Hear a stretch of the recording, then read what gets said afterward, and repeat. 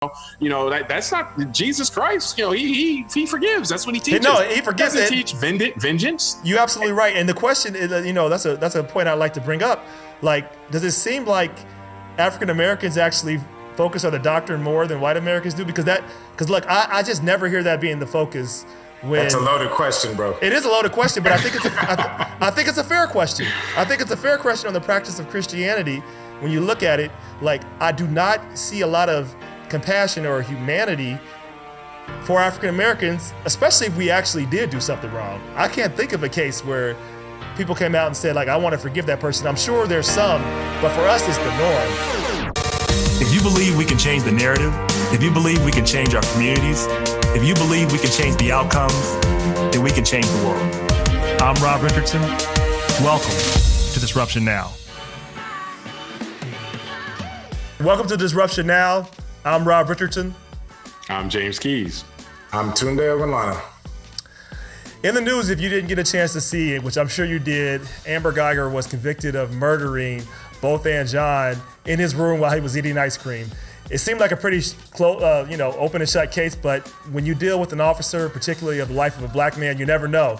And honestly, I was pleasantly surprised that she was convicted of murder, as she should have been, walking into somebody else's apartment, and with no other reason, you thought it was your apartment, so I see a black man, I shoot him. That's pretty much what happened. There's no other way to really interpret what happened.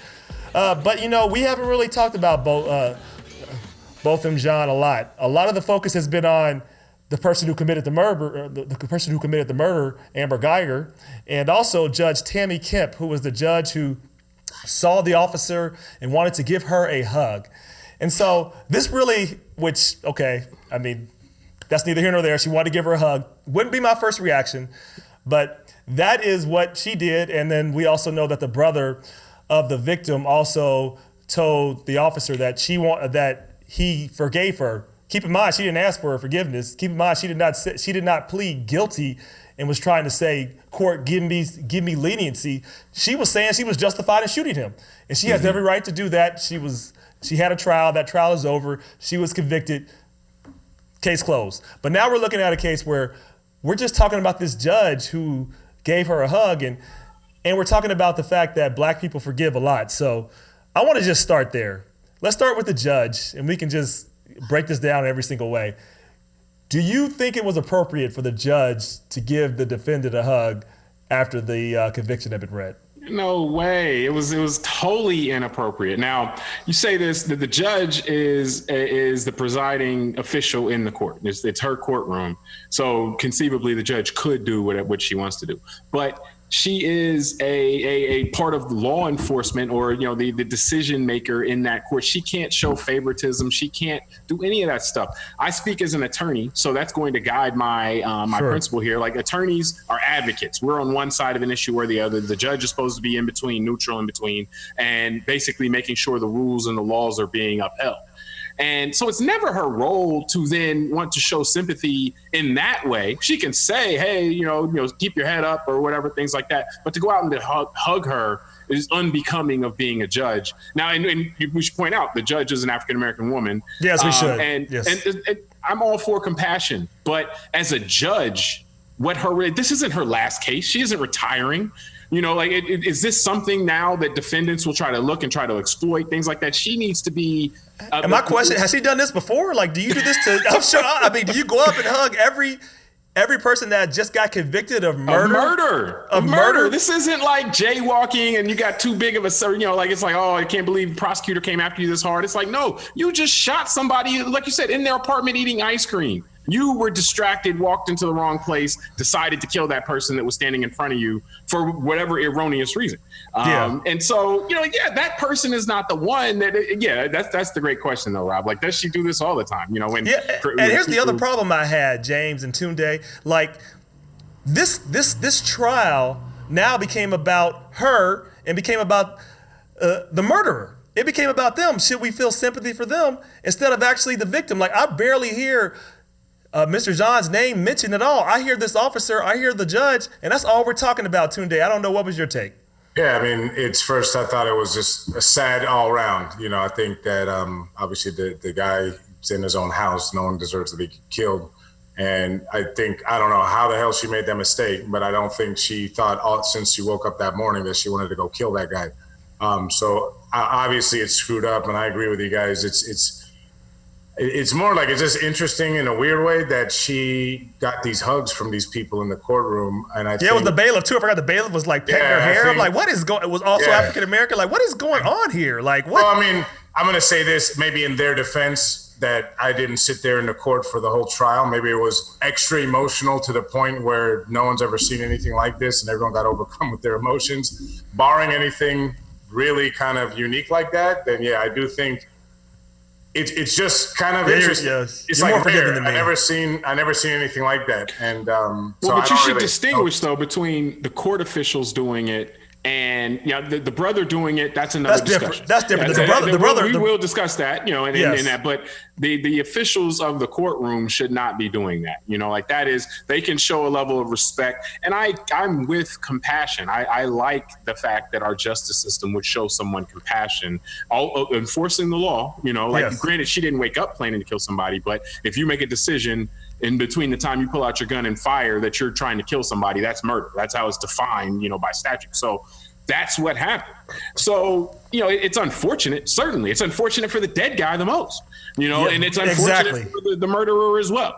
But at the same time, again, we're a nation of laws, and that's the type of thing that it's unfortunate that it happened. It's unfortunate all around. Nobody wants that outcome. But at the same time, you have to faithfully execute those laws. And that doesn't include showing what could be interpreted as bias or something like that when you're an official of the court system. No, I completely agree. And so moving to the next question, because you kind of alluded to it, the brother forgave the officer for murdering his brother. And this is not new. We've seen, black people tend to be very quick, and very soon after too, right after the incident, to forgive people that actually just murdered their friends, their family members. Now, look, let me just say this. I'm a Christian. I believe in the power of grace, and I understand that. However, I do think there's an unreasonable burden put on black people by black people and by the media. Like, I do not remember right after 9/11 when 2,000 people were murdered. I don't remember the conversation being about forgiveness. I remember George W. Bush saying, "I hear you. They're going to hear us too, and we're going to go over there and get those people." That's what I remember that conversation. So.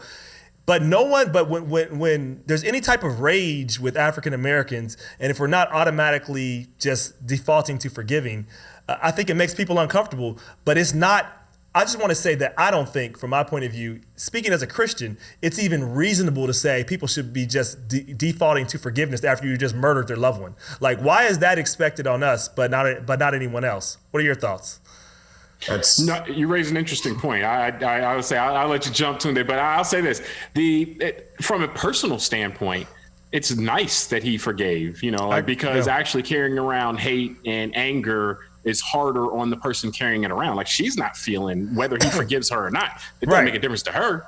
It's not making her jail sentence any easier that he says, "I forgive you," but it might make his life easier.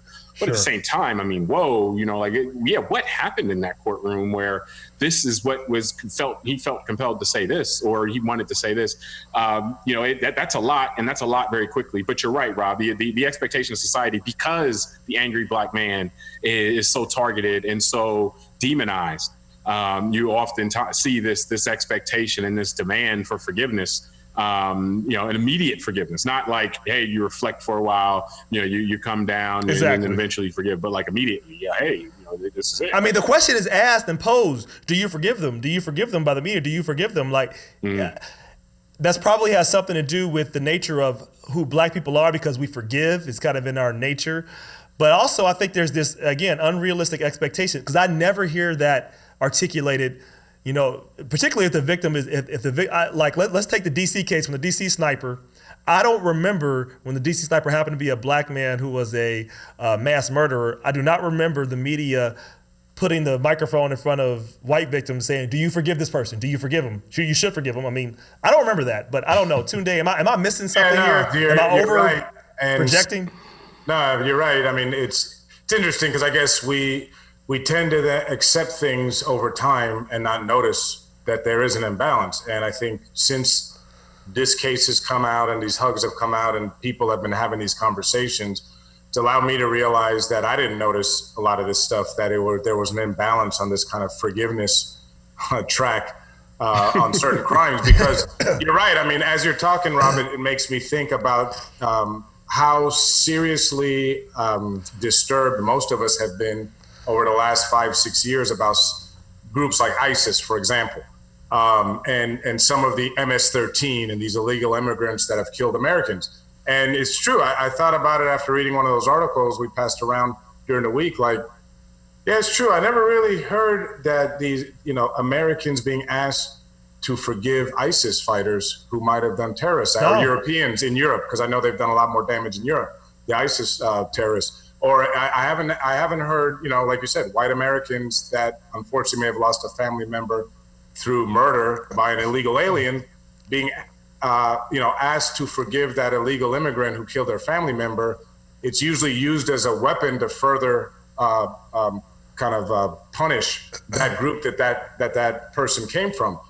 And it's interesting. It's got me thinking. And I think part of it is our society, specifically again here in America, where for hundreds of years, blacks have been the victims of violence without any legal recourse up until probably 50, 60 years ago, when integration and desegregation came legally. Do you think there's a fear there of white people that we might actually feel the same rage? I don't know if it's a fear. I mean, it could be. I think it's kind of ingrained culturally where, again, it goes back with, while you guys were talking, I'm sad to say the first thing that came into my mind was the expression that we heard from the last president: when they go low, we go high, right? It's this inability to come back with the same level of force and say, and by that the way, wasn't right. Have I actually told you my counter to that? I'm not sure if I did. I think the listeners should know. I say when they go low, we hit them directly in the chest, but go ahead. Yeah, no, but that's kind of my point, right? Like we don't have that mentality as a group when it comes to white Americans. I think a lot of times historically, because those that stood up and fought back in the day immediately got their head chopped off. Yeah, they're out of the gene pool. Correct. Yep. They're literally out of the gene pool. So I think there was a part of just the culture that evolved that said, that's true. That's a good point. We can't do anything about these lynchings and violence and police brutality. Like you said, the only thing we can do is just forgive these people, because if not, we're carrying this pain and this suffering constantly. And so I don't know, but it's a good point you guys bring up, because until this happened, I never thought of it, that no one else forgives. But I'll tell you this. The one thing you got to be careful with is false equivalency with this, because like the ISIS, or if you look at 9/11, those guys did wake up that morning intending to cause that. So those were things that like that's extending beyond. Well, what about Dylan Roof? Dylan Roof. That's a fair point, but you're right. That's I'm not. My point is only that you have to avoid the false equivalency. No, that's fair. What about Dylan Roof? So let's take that to your point, so you can finish this, because that's a great point. I think it's a false equivalent to look at Amber Guyger. Well, I would look at not even murder. Like, people don't forgive Colin Kaepernick. And now granted, he's not, people won't even take him for what his word on what his point is. He took a knee, or is taking a knee, during the national anthem, and says, I'm doing this because of injustice, doing this because of police brutality. And people say, screw you, you hate America. And it's like, well, where's the compassion there? Where right. None of that is becoming, so to speak, of, if we say you said you're a Christian, I'm a Christian as well. That's not Jesus Christ. He forgives. That's what he teaches. No, he forgives. He doesn't teach vengeance. You're absolutely right. And the question is, that's a point I'd like to bring up.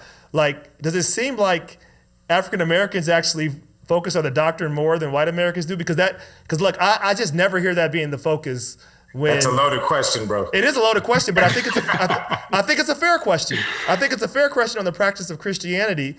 When you look at it, like, I do not see a lot of compassion or humanity for African Americans, especially if we actually did do something wrong. I can't think of a case where people came out and said, like, I want to forgive that person. I'm sure there's some, but for us, it's the norm.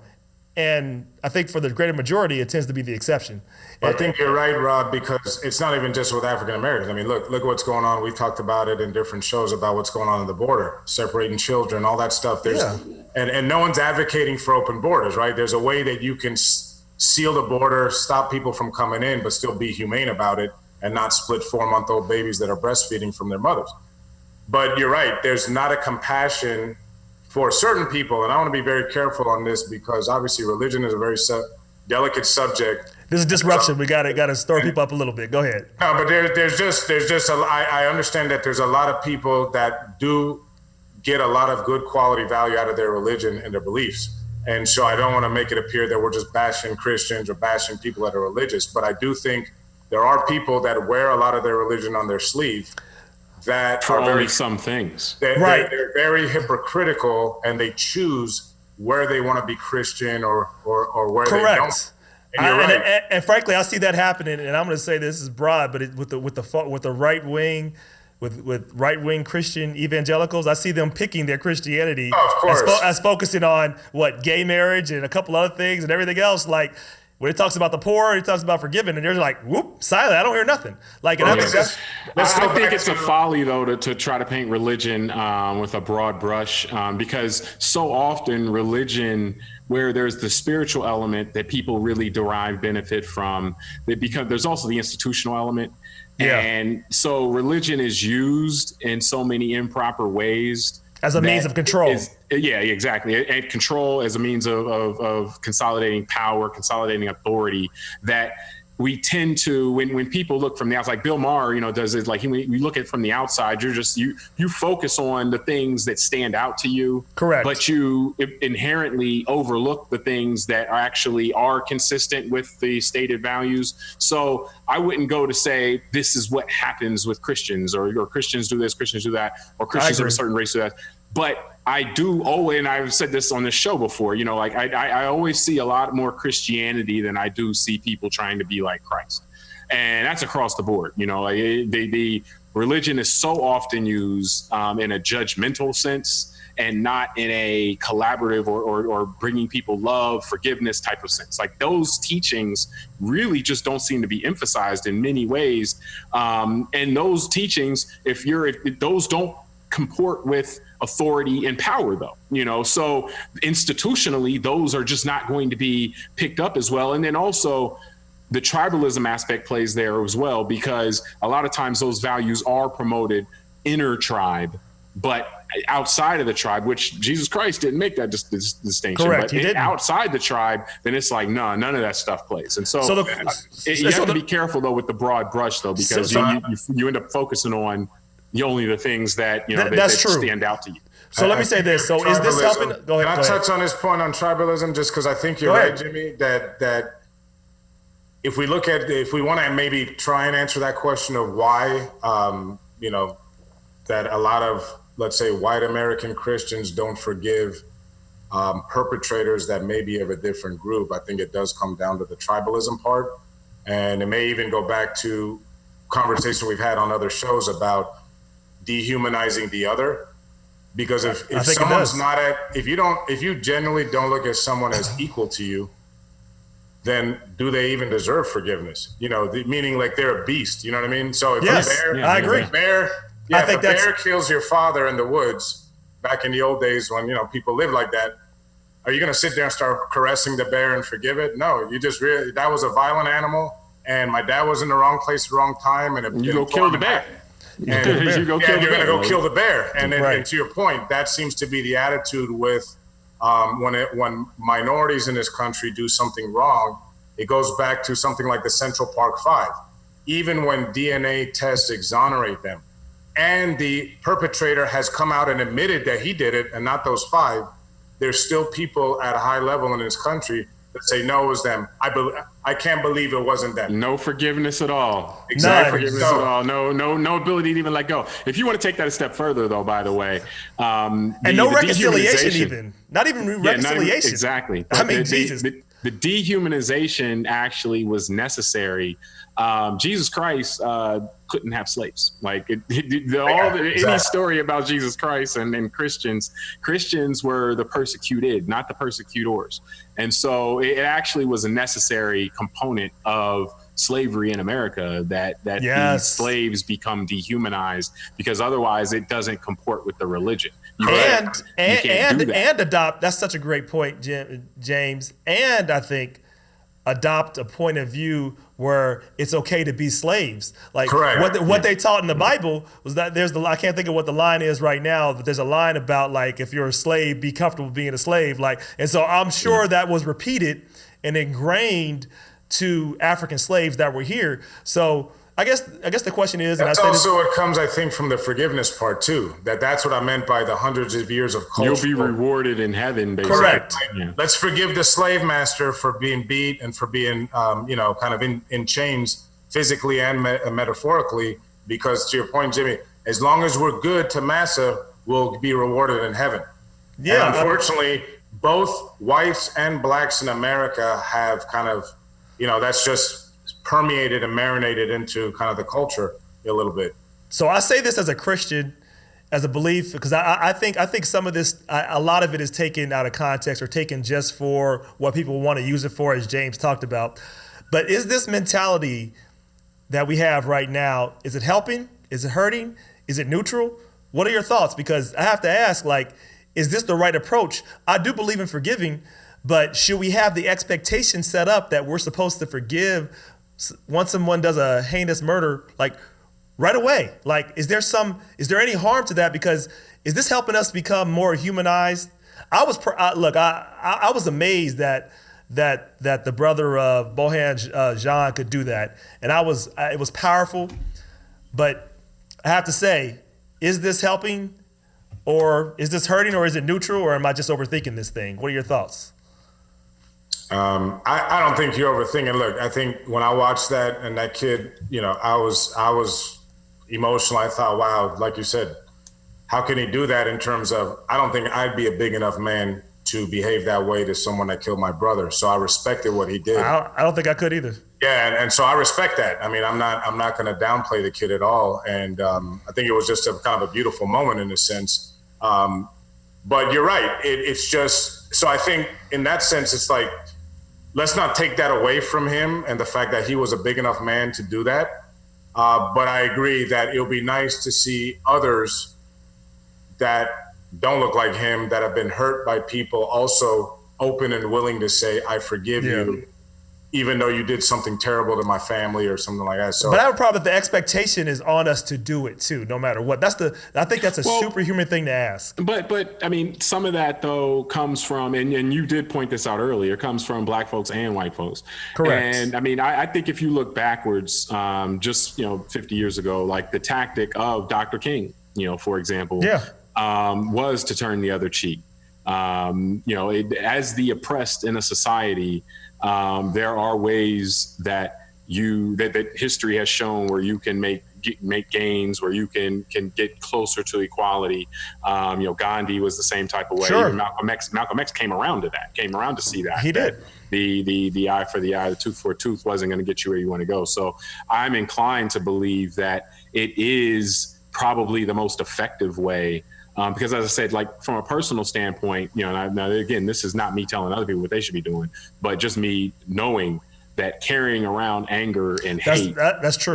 I agree. Is toxic to your body, and in fact, you see that with, in other elements of society, like the hate of immigrants or the hate of this, where people just can't get out of their own ways because they just focus so much on how their life is being ruined by these nameless, faceless people that they feel like, or they're being told in media is ruining everything in their country and so forth. And so they're willing to accept, the craziest behavior, from leadership, just because that leadership is saying, hey, yeah, we'll get rid of this problem that you think you have and all these people and so forth. And all that's driven by hate. All that's driven by I completely agree. Being able to get past it. So it's difficult to see. It's difficult to acknowledge that, as a black man, and, as one of the oppressed, so to speak, in society, one of the minorities. I don't think it's like in any majority-minority situation, you end up with that type of imbalance. Now, how it's played out in America has been very toxic, but it has been. That imbalance, though, is always going to be there. Minorities of any, minorities of thought, minorities of religion, minorities of skin color, whatever, can't do the same things that the majorities can in a society, I think you have to keep that in mind as well. And agreed. But I think MLK, though, to push back a little bit on that, is that because of Malcolm and because of others, he wasn't Malcolm wasn't, he was definitely more radical before, and he was starting to adjust, but he still believed in a little more direct response than Martin Luther King did, even when he just didn't, he didn't believe in opposing Dr. Martin Luther King again. But I will say that I believe the threat of Malcolm and others made and the nation. Martin and the nation made Martin more powerful, and they said we got to do something. Because even Dr. Martin Luther King says, listen, if you don't do something, like you're going to see more riots, because riots is what people do when they have no power, and that hurts you too. So violence, I agree with you, is always the wrong direction. Hate is always, it never helps you, it hurts you more. However, if people believe that stuff can happen without consequence, human nature also shows that they're more likely to do it again. So it's just this tough balance that like I haven't figured out yet, and I'm struggling with. I really am as I talk out loud. The question is more of what type of consequence. Is the consequence that you're gonna, pull out a gun and start shooting? Well, yeah. That's one extreme. The other extreme is the consequence. Oh, it's okay.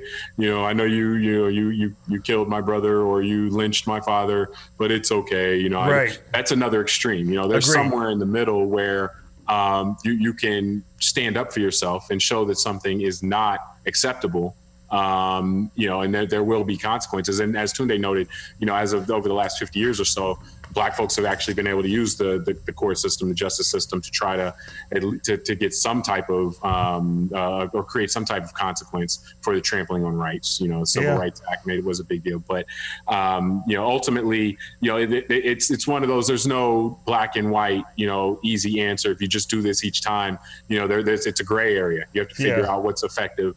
But then you also have to balance the individual side. Like we can't ask Botham Jean, John's brother, to carry around anger, and nor should we. And hate, like, hey, you can't do that. You have to carry that around, and make her try to make her feel bad about it. And it's like, nah, man, that's going to eat you from the inside. I just want people to understand as we close. We talk about disrupting common narratives and constructs around here. I want people, particularly white people, to understand the extraordinary exceptionalism it takes to keep forgiving things like this. And I agree we should do that because I think I've shared this story before, but I had a chance to talk to Andrew Young, who was a close confidant to Dr. Martin Luther King, and I asked him a similar question and questions we've talked about today. He really just sat with me and talked to me about some of the horrible things, that he had to go through, that he had to endure, that his wife had to endure. Just things that are just unimaginable. Essentially, they were just terror. They were terrorized every single day. We pretty much had domestic terrorism for their entire lives just because they were black. And I asked him and said, I just don't know, Dr. Young, if I would have had the strength to do what you and Dr. Martin Luther King did. And I'm glad you did it. It was the right thing to do. How in the world did you do it though? Because I just don't know how I could have done it. And he said, look, Rob, you have to remember something. Racism is a disease, and its only cure is love. That's it. So as we talk about this, you're like, yes, I just want people to understand how hard this is and to see the human side of us and understand that what was done to Mr. Botham Jean shouldn't have happened. And it happens too often in this country, and it happens too often with Christians that say they believe in love but look away. So we want you to see us. Don't be colorblind. See who we are and see that we are human. See that we bleed, and we're supposed to be worshiping to the same God, and I hope someday we can actually see that. But for now, I'm Rob Richardson. I'm James Keys. I'm Tunde Romano. And we'll see you next time.